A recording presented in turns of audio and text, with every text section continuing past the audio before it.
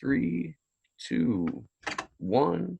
Welcome to Slow News Day. I'm Steve Poikinen. I am here in beautiful Boulder Creek, California, ready to take a spiked baseball bat to the narrative. I am joined this afternoon by a friend of the show and co-host of the excellent new YouTube series, CN Live, journalist and just amazing human being, Elizabeth Voss. Thank you so much for having me. Absolutely. Thank you for being back. I was telling you right before we started, but it's worth repeating. I am really enjoying the work that you guys are doing with the CN Live series, and I just publicly want to thank you for all of that. Well, thank you so much. And really, honestly, it's just been an honor to be a part of that project. We've had some really great guests on. We've been really lucky that they've been willing to come on and speak with us. And so I'm just excited to see what we continue to do. But yeah, thank you so much. I know, that a number of people have reached out and said thank you. So yeah, thank you guys for enjoying it and for continuing to support us as we go forward with that. It's almost like, and I hate to compare anybody's show to anything, but it's like a US or across the Atlantic version of the kind of heavy hitters that you find on George Galloway's show. But it's not as and it's not as hyper focused as Unity for Jay was. It's just a really nice conglomeration of news and interviews, and it's really appreciated because we live in an era of state television. We live in an era of constant social media and YouTube and other outlets of that nature, the censorship, and it's forcing the establishment to play whack-a-mole in terms of outlets that can get truth out for a little bit. Absolutely. And I think that, an outlet like Consortium News is really valuable because not only is it unimpeachable in terms of its track record and its history with Bob Parry, and the fact that it's, you can't exactly call Consortium News a friend of Russia or anything like that. It's completely independent. And I think that it has a really unique place in criticizing the narrative while also being respected. You really can't smear it. So I think it's really valuable in that sense. I mean, pretty much every other outlet I can think of that has been critical of Russiagate, that has been on the ball with countering neoliberal narratives, has been basically smeared completely as either alt-right or conspiracy theory or whatever.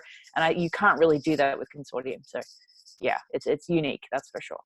Yeah, I couldn't agree more with that statement. It really is. Your relationship with people like Ray McGovern makes me incredibly jealous.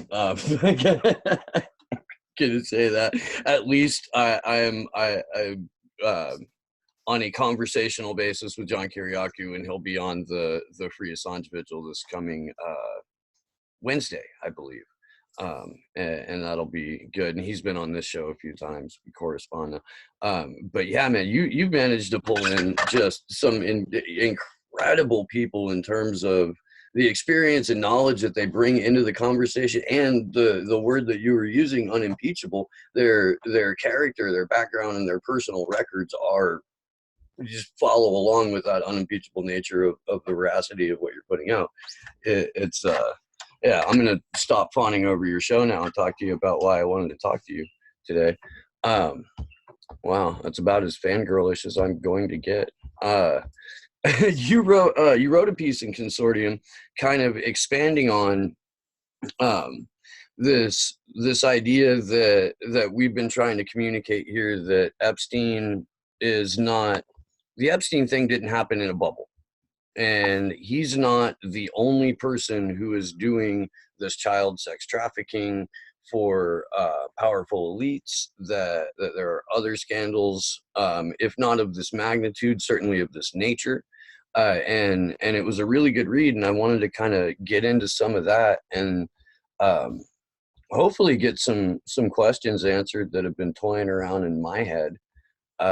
So if you kind of want to break down the crux of that article, I will. Sure. I will then, we'll have a little Yeah. back and forth about it. Yeah, dive into it. Yes, sure. So basically, what I wanted to take a look at in this piece was sort of, after having followed Whitney Webb's amazing series published in Mint Press News about Jeffrey Epstein, one of the things that struck me about what she was talking about was the fact that Epstein, as far as multiple parts of her series sort of illustrated, was that Jeffrey Epstein seemed to have ties to the CIA. He claimed to have worked for the CIA. There are a number of different links to that. And then the other part of his links to intelligence also came from Acosta, Alex Acosta. He was being interviewed for Trump's administration role. He said basically that he had given Epstein this sweetheart deal because Epstein was protected by intelligence. He was essentially told to back off. So I thought that was really striking because I had been aware of some of these other child sex trafficking, but also human trafficking cases where there was also some link to, allegedly, or there was what looked like protection from intelligence agencies. And this wasn't just in the United States, it was also in the UK.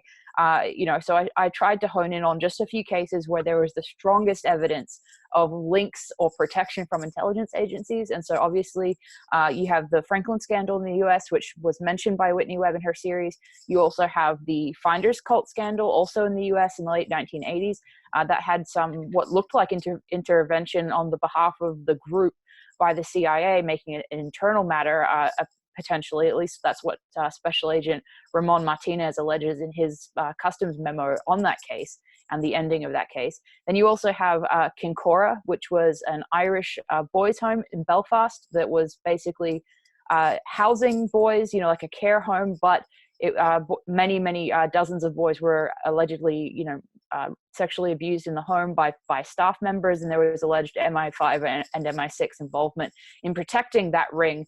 The home was eventually shut down in 1980. And finally, you also have the Peter Heyman affair, also in the UK. And Peter Heyman was actually the former deputy director of MI6, and he was found to be a member of the Pedophile Information Exchange, which goes by the acronym PI.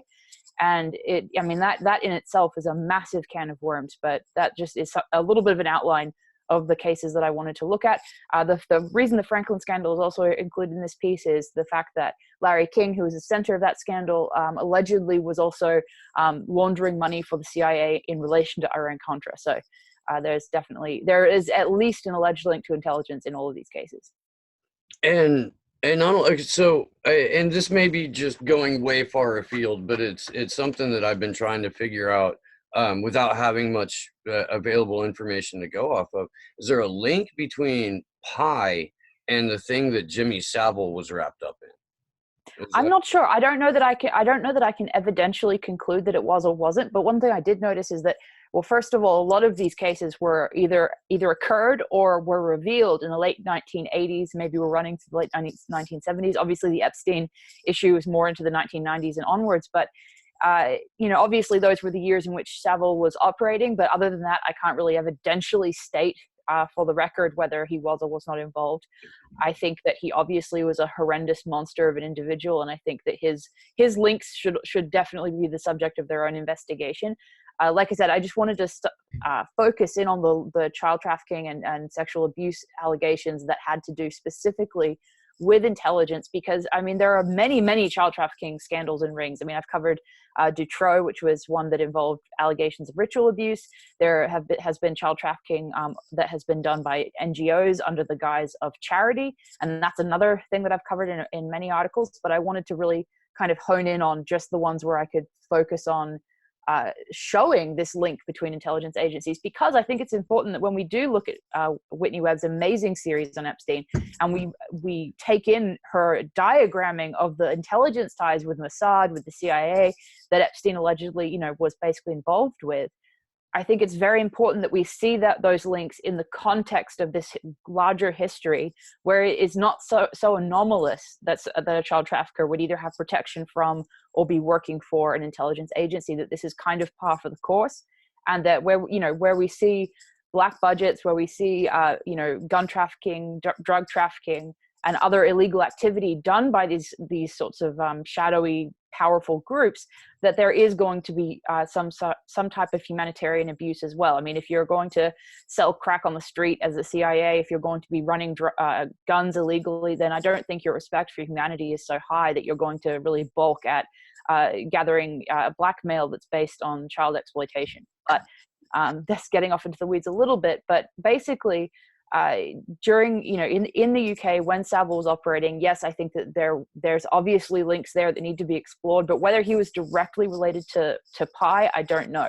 I'd like to add, though, that one of the things that I didn't quite get to fit into this piece, because at Consortium they try to keep it below 2,000 words, but one of the things that I'd like to add to that article is the fact that a member of parliament in the UK, who was a Labour member of parliament, Barbara Castle, actually was reported by the Daily Mail, which is sort of a UK tabloid, but it's nonetheless an outlet.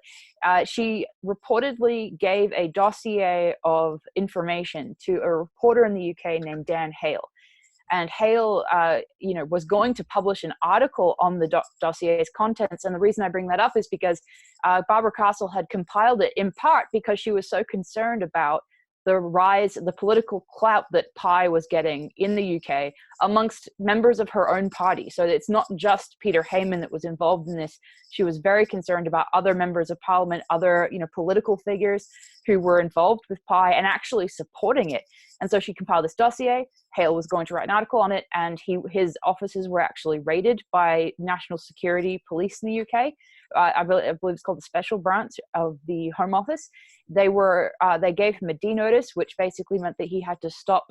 He had to completely, trash the story, and if he did publish it, he was threatened with up to 10 years in prison. And obviously, we don't have that in the United States. We do have the Espionage Act, but the police can't come in and tell you that on threat of 10 years in prison that you can't publish a story. But unfortunately, that was possible. That is possible in the UK and did happen.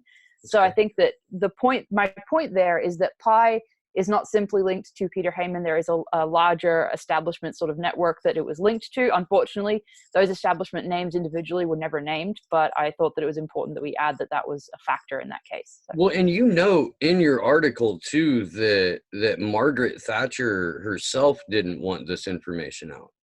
Absolutely, yes. She tried to protect Heyman from having his name exposed. Before Heyman's name was exposed in Parliament under parliamentary privilege, there had been many news reports about this scandal, but the actual individual in question was not named. So there were National Archive records that were declassified that showed that Thatcher was briefed on exactly what Heyman was into, what his communications were with other members of Pi, and that she actively tried to have his name redacted and to prevent his name being discussed. And the reason that's shocking as well is because it wasn't just simply child sexual abuse that Peter Heyman was discussing with his fellow Pi members. He was actually writing back and forth with them about sexually torturing children to death as a fantasy. So I think that while it's important to remember that this is not evidence of actually having acted that out, that it's an extreme type of communication to have with other pedophile members of this exchange, and that it's very concerning that Margaret Thatcher or any other leader would actually directly try to intervene to protect the name of somebody who was talking about that kind of thing. Well, yeah, I mean, child rape, torture, death fantasies aren't the kind of casual conversation that you want out of your members of parliament or business leaders or the community icons, and certainly something that you would not want your prime minister or as we all well know, members of the royal family protecting or being involved in. And with Heyman's involvement in the time that it was, and the fact that the revelations, what we know about Lord Mountbatten now and Prince Andrew, it seems like it seems like a lot of people owe David Icke an apology, is what it seems like. But outside of that, it just I think that it should kind of give a little turn, like a quarter turn in the right direction for everyday people. who can open themselves up to the ideas and the conversations, that there are some very, very sick ruling elites that have way too much influence throughout the entire planet, and they come after children in order to achieve this power and use children as pawns in order to achieve this power. So I think that, and of course, in order to combat that, Boris Johnson suspends parliament. Trump runs out and says something racist. Ilhan Omar gets caught having an affair. And there's all these kinds of distractions that are thrown at people 24 hours a day, 7 days a week, to get us to stop looking at child sex trafficking among ruling elites. Absolutely. And I think that one of the other points that that kind of gets brought up by what you just said is the fact that not only do they try to distract we, the public, but they also do, and I mean, this is what we see with Thatcher intervening on behalf of Heyman, is that we see them, even if maybe one individual is not like let's say Margaret Thatcher, maybe she's not sympathetic to him on some sort of personal level, but maybe she, you see figures like this nonetheless stepping in to protect each other. And I think that kind of dynamic is what you see over and over again. And in fact, not only did Margaret Thatcher try to prevent his name from being exposed, but also we had the Attorney General of the UK at the time, I believe, who basically refused to prosecute Heyman. He was never charged with a crime. He was never, interrogated publicly. He was never on trial for this. He basically got off scot-free. And I think that you see that over and over again, from the sweetheart deal that Epstein got in the mid 2000s to the fact that you have, issues like the Finders cult, also where people who were basically openly child trafficking, and the children in question, when they were found, basically 2 out of the 6 had physical evidence of having been sexually abused. Those children were returned to their parents who were in the group, and there was no charges, there was no prosecution against the men who were trafficking those children. So I think that it becomes the rule rather than an aberration that basically these situations get covered up over and over again. No one gets prosecuted, and there is no public really recognition of the fact that it's a reality that goes on, has happened, and continues. I think that's one of the reasons that Whitney Webb's series on Epstein is so important, to really show how extensive the history of that particular, web of connections has been. And also to add into that, this larger context across the Atlantic of these rings that have been, allegedly protected by or linked with intelligence agencies, because, this is taxpayer money. These intelligence agencies are our government. They're supposed to be the authorities that are protecting us. And instead, they are absolutely exploiting the most vulnerable members of society for their own gain. So I think that recognizing that fact is something that's really challenging for any journalist to really get into, much less just the public recognizing it. And I think the depth of depravity in these cases is one of the reasons that they don't get talked about, not only because journalists maybe are afraid of losing their credibility by discussing these, what can be very outlandish stories. And in addition to that, nobody wants to really look at something that is this dark and that it involves children suffering to this extent. You don't want to know that that's happening, much less that it's happening because of people that are in positions of power. So I think that, there's definitely multiple reasons why this is so discussed so little. And as you say, the distractions just come left, right, and center at us. So it's not only that the media sort of tries to distract us and deflect from these stories, but also I think the public kind of doesn't really want to look in this direction. So I think it's all too easy for the public to kind of look away rather than to really look further into this abyss. Because and the problem with that keeps happening, and that we keep kind of collectively forgetting these stories, is that when we forget these stories, the children are still left in those positions of vulnerability and abuse. They are left exactly as they were. And it creates the context and the situation where these rings will continue, and children in the present and future will continue to be abused, basically without any sort of repercussion for the abusers. So it's very serious. And power protects power. We know that going in. But I do think the word that Alexander Acosta used about Epstein wasn't that he was working for, but that he belonged to.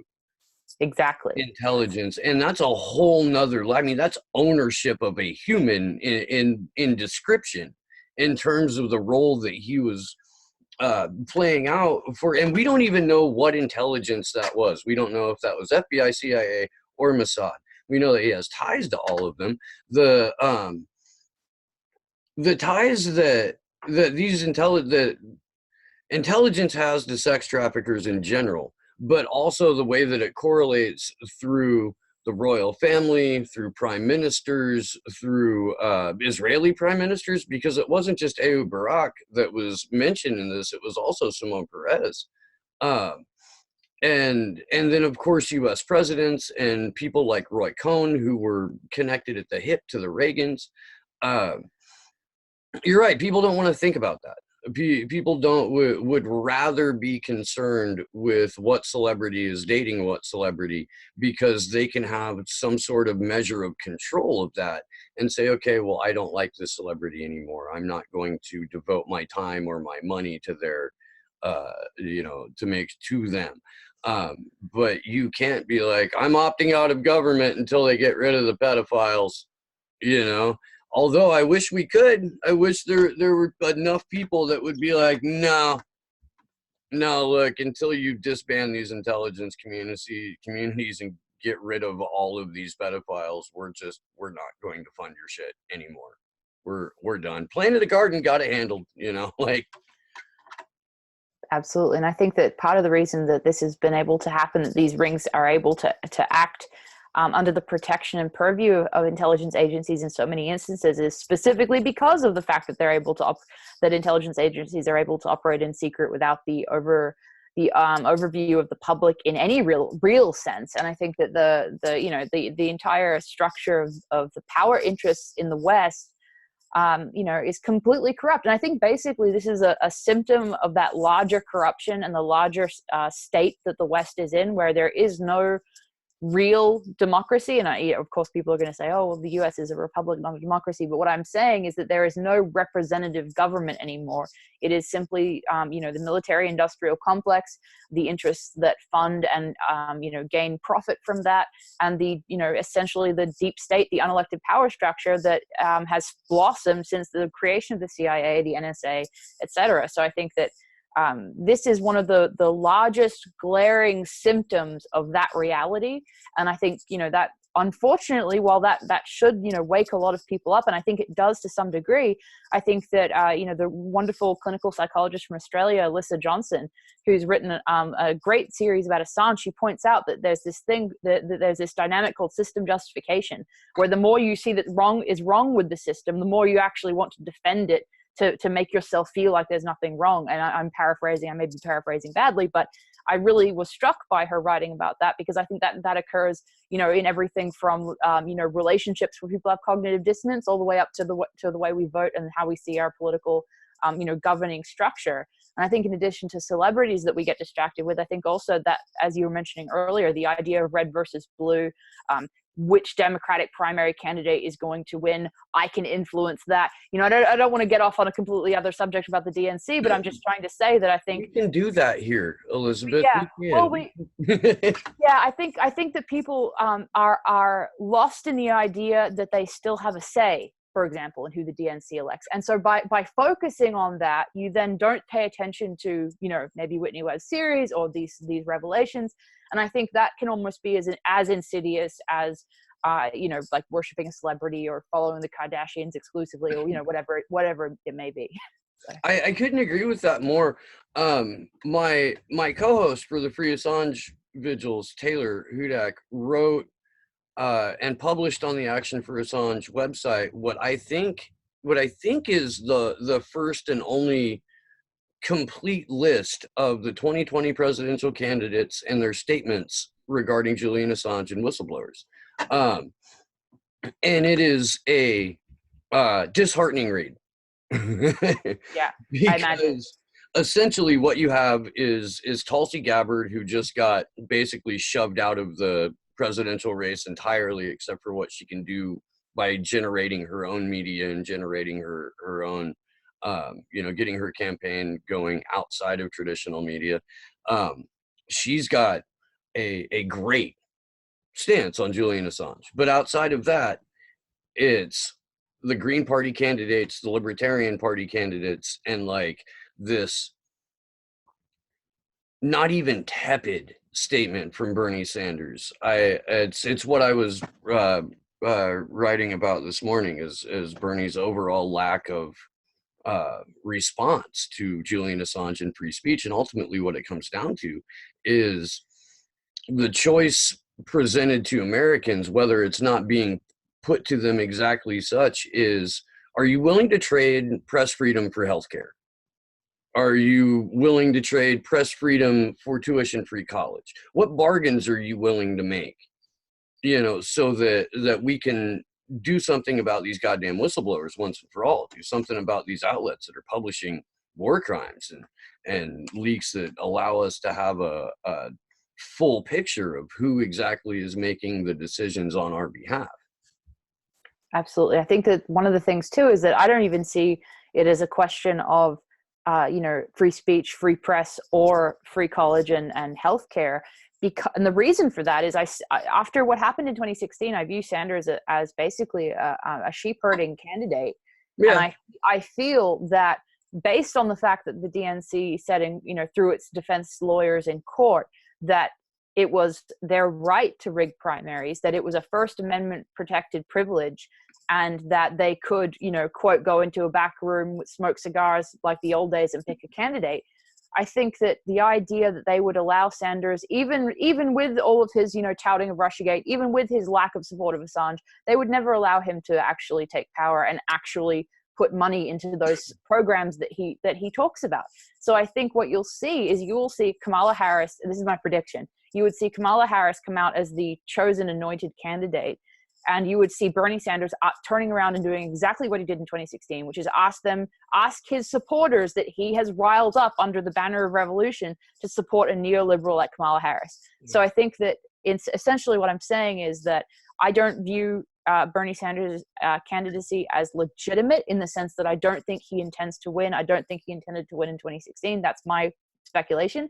And I think that instead of choosing between, free press and healthcare, it's he's tricking a Democratic progressive base, a populist progressive base, into shoveling themselves into the voting booths for Kamala Harris. Now, I think as well that what we're seeing with Tulsi Gabbard being shut out of this third Democratic debate is a preview of the 2020 presidential election and after the 2020 Democratic primary. I think this is the first example of a repetition of what happened in 2016. Yeah. I think that what you're seeing is hand-picked polls that are, basically chosen by the DNC to be, validated by them.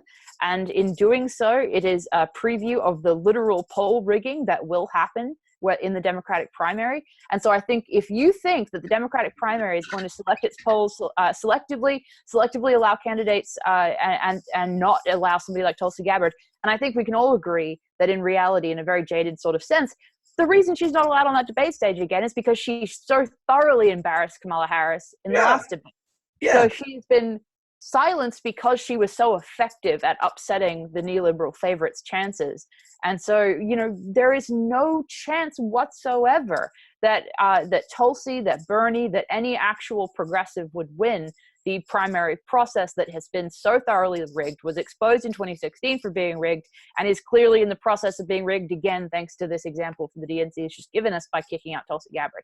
So, yeah, I have not seen a primary rigged this openly in my lifetime, and I have witnessed a couple of foreign elections. This is worse than 2016 by far. This is worse than the fuckery that took place in Broward County in 2018 by far. And I agree with you 100% on Bernie Sanders not being a legitimate candidate, because here's what happens if they somehow let him get through to the general election. He would beat Donald Trump, and they would tank the economy to show that the economy doesn't want a quote-unquote socialist. There's the concept that revolution happens at the ballot box is just so outside of my ability to process that I can only laugh at it. But man, is it good marketing. The Bernie Sanders would have been an ideal president in 1992 to maybe push the Western world a little bit more left.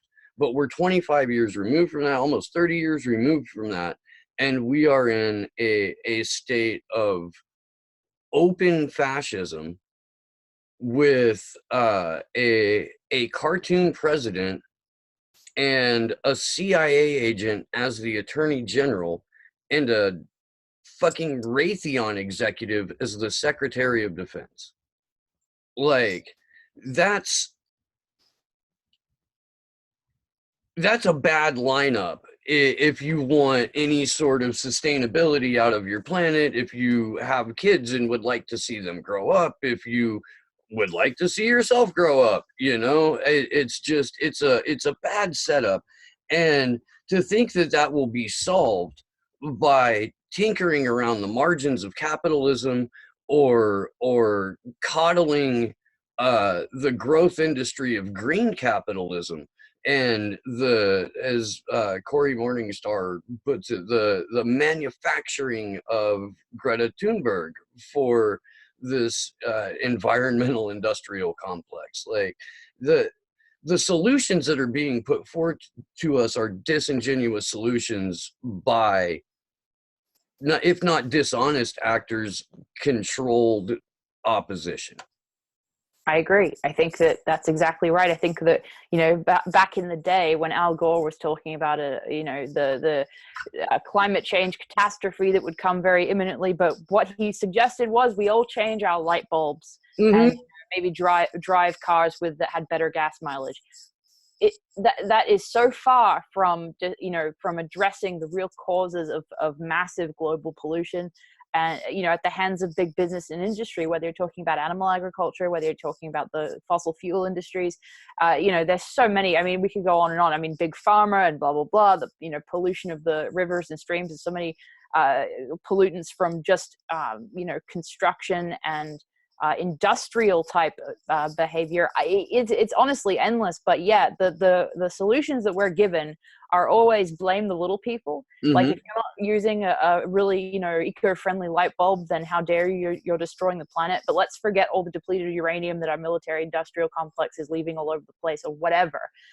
You know, it's just, yeah. And so I think that is, it's almost like, if we bring back to the subject of the pedophilia and the child trafficking and exploitation, I think it's kind of like people that tell me, oh, look, Trump is arresting human traffickers, he's doing the right thing. But what they don't understand is that he's arresting people that are low level, that are not, it's like the equivalent of saying, oh, if you change a light bulb, then you're saving the earth. And I think that type of arrest is a drop in the bucket of the problem, and it does not address the overall systemic abuse that has been going on for decades and will continue. You know, if this Epstein incident is anything to go by, I mean, as you know, as Whitney Webb has pointed out, his New Mexico ranch has not been raided. No. The raid on the Little St. James Island happened after he died. Why would that? Why? Like, why was that a publicity stunt? Just to show that they were doing something?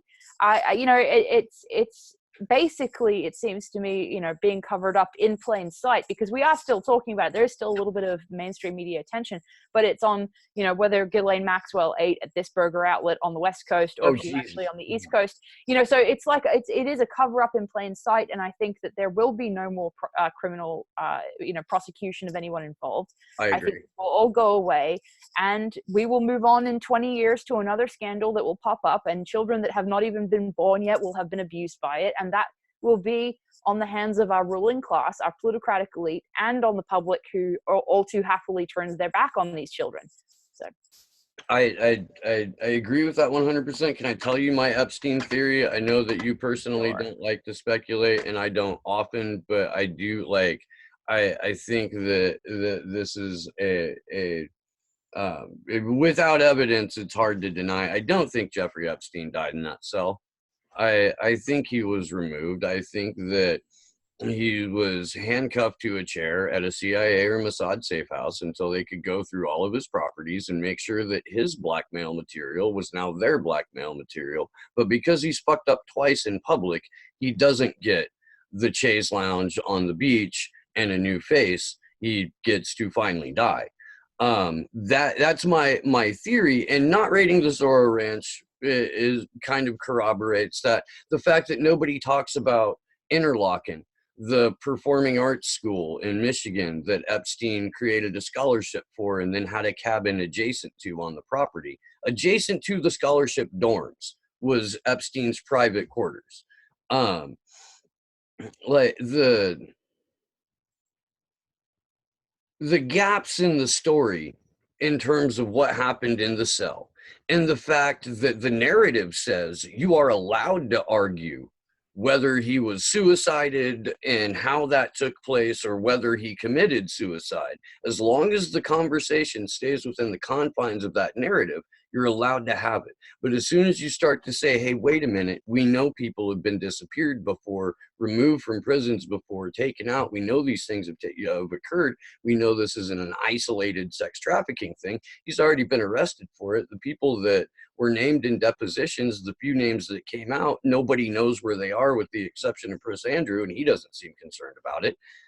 As soon as you start mentioning this, that's when you get shouted down. That's when you get told that you are not allowed to have a conversation around that. And so it to me, it makes me think that I'm more on the right track with that train of thought than they killed him in the cell.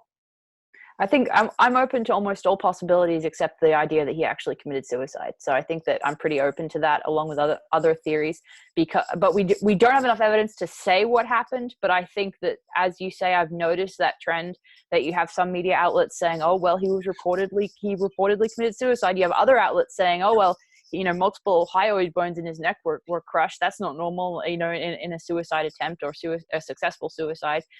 So I think that is very convenient to have that discussion, and to kind of almost have establishment news agencies admitting that he may have been suicided in the kind of I guess arc-incited sense of the term. Yeah. But yeah, I think so. I think that does raise more questions about what actually happened. And I mean, look, they have laughable statements coming out in the mainstream press about, 2 different cameras. Yeah. They don't even say they malfunctioned. They just say that the footage was unusable.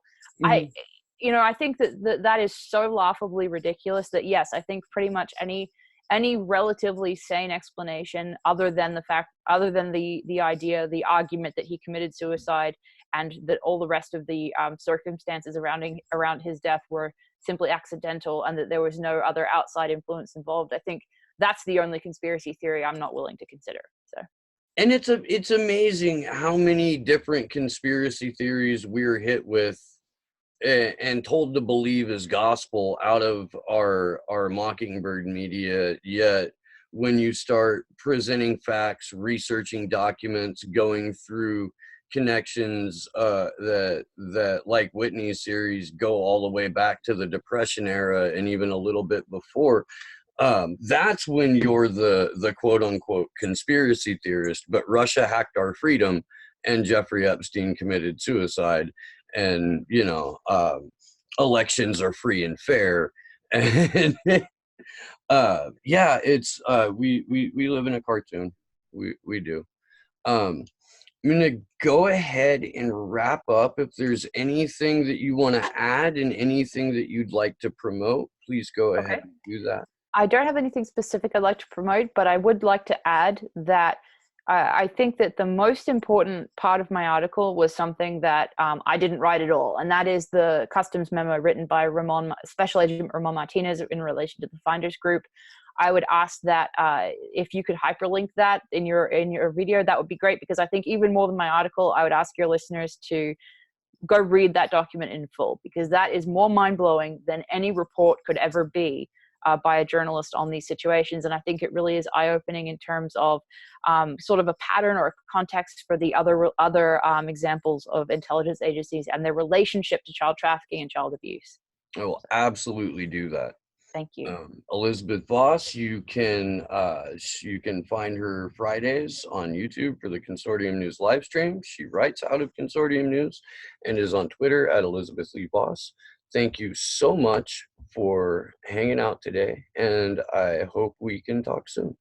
Thank you so much for having me. Until next time, I'm Steve Poikinen. This has been Slow News Day, and good luck to us all.